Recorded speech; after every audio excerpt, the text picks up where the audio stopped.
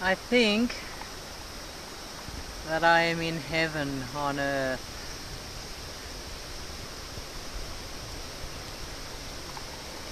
This is such a beautiful, beautiful place. Can you see the little fishies swimming in the water here?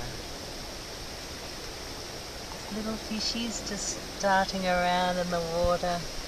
The water is just so pure and fresh and absolutely, it's glorious.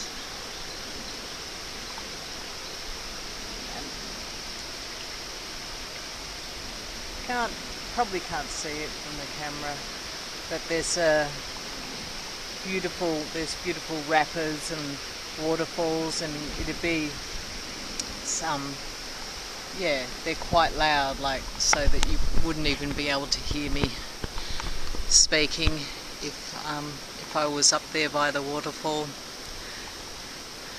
So this camp, I'm camped at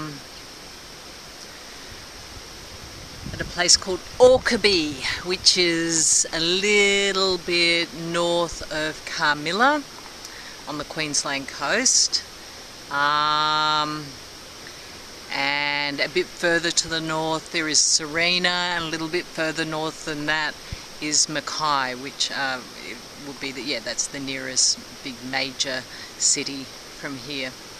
But otherwise this is just a beautiful secluded spot.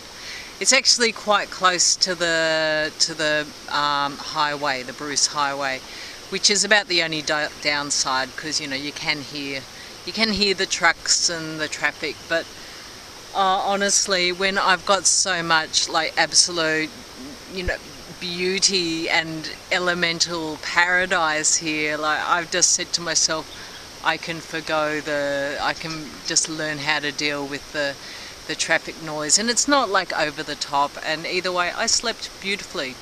I just got to a lovely groove of sleep, and it was easy. The rest was good. So here I am. This is day 2 or 3 of back on the road and gypsying and enjoying the beautiful world, the beautiful natural world that there is to explore. And I've begun writing the next chapter. I've been writing Gracia, which is the second book in the Seven Sisters series, and Gracia, which is all about grace and what is grace. So I've begun the second chapter. I'm set myself this a little challenge, which is to find myself like a nice spot, a new spot for each chapter to write, to allow whatever that theme is. And the theme of this chapter is it's about surrender, and what is surrender, and what does surrender have to do with grace, so anyway, rather than revealing everything that I'm writing about,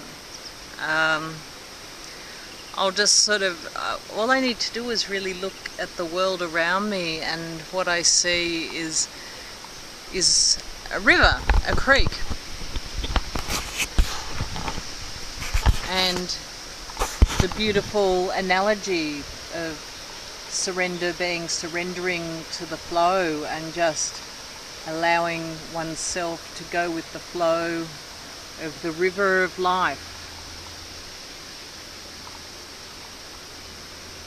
And if you look at it, like, it's always moving. It doesn't stop. It's just going with the flow. The water just keeps going on. And I guess our choice is, do we want to remain and be a rock in that river of life? And if a flood comes along, well, one will be picked up and moved along eventually. But really, it just looks so much easier to the grace is to surrender and flow with the movement of the river. And some spots move a lot faster, some spots move a lot deeper, move a lot slower, and there's a lot more depth into the water. But onwards, onwards, onwards the water flows to where it must go, and really there's no particular end to that flow. It just keeps going. It reaches the ocean and it moves on. It evaporates and rises up into the atmosphere, and then it condenses and falls again, and it just goes on. And so too it is with our journey upon this plane.